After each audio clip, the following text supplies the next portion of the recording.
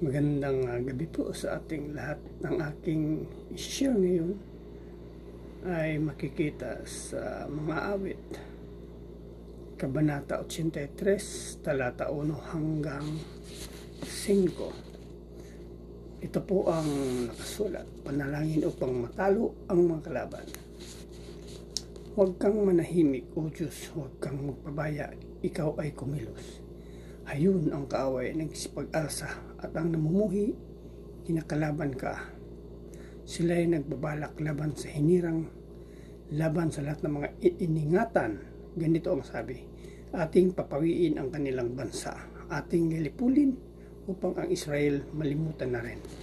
Nagkaisang lahat, sila ay nagplano, kanilang pasya ay lumaban sa iyo.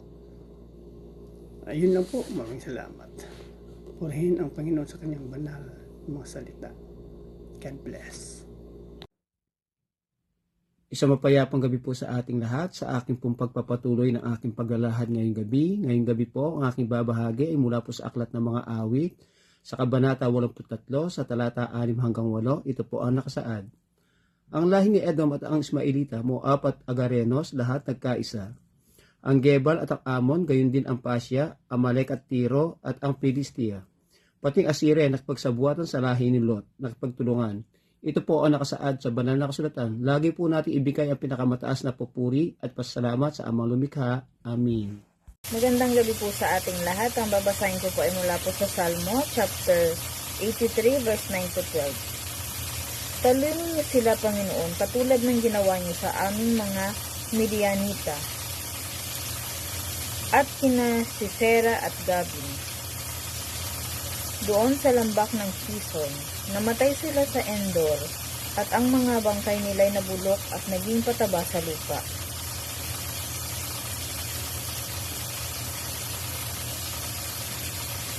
Patayin niyo ang mga pinuno nila katulad ng ginawa ninyo, kina Oreb at Sieb, at kina Zeba at Salmona. Sinabi nila, agawin natin ang lupain ng Diyos. Amen. God bless po. Hello po, ang aking Bible verse for today is from the book of Psalms, chapter 83, verses 13 to 15. Ikalat mo silang parang alikabok, tulad ng dayami na tangay ng unos, tulad ng pagtupok ng apoy sa gubat, nang ang kaburulay, subkob na ng ningas. Gayon mo habulin ng bagyong malakas. Ito ang gawin mo't nang sila'y masindak. Amen. Ang mabuting balita ng ating Panginoon. So muli po, purihin po ang Panginoon, no? Tayo po muli ay narito upang magpatuloy sa ating pong ginagawa, no? Na devotion sa bawat araw. Sabi po dito sa talata no, 16, punuin mo ng kahihiyan ang kanilang mukha upang kanilang hanapin ang iyong pangalan, o Panginoon. Sila'y mga pahiya at mga lupaypay magpakailanman. Oo, sila'y mga pahiya at mga pahamak. At kanilang malalaman ay ikaw lamang na ang pangalan ay Panginoon, ang kataas-taasan sa buong lupa. So dito makikita po natin, no, hindi po layunin ng Diyos, yung hindi lamang layunin ng Diyos para parusahan, kundi magkaroon po tayo ng pagkilala at pag-alang. So dito po sa talata 16 ay hinihiling po ng psalmist, no, na mapuno ng kahiyan yung mga kaaway, upang hanapin po nila yung pangalan ng Diyos. So dito po ipinapakita po nito na minsan ginagamit po ng Diyos yung mga kahihiyan o kabiguan upang yung tao po ay bumalik sa Kanya o hanapin po siya. So dito yung pagdidisiplina po ng Diyos talaga pong may layunin, no? Hindi para parusahan lamang, no? Kundi dalhin po yung tao sa pagsisisi at kilalanin po siya bilang Diyos. So, yung kapaluluan po ng tao, talaga pong ito po ay nagdudulot po ito ng kahihiyan, no?